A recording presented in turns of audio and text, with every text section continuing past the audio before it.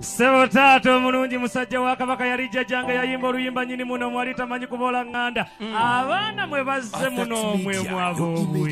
Sengala ennyingi ze bakuwa nno obuuyo obwo. Sebo tato omulungi kkiriza nkyogere lumunyere nga mulere gwa Ssuuna.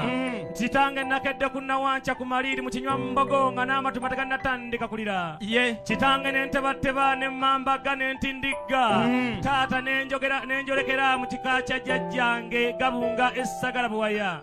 Mukulu wabadde w'emuzaani akulezeemu enkokolo okutira amafumu g'abatabaazi.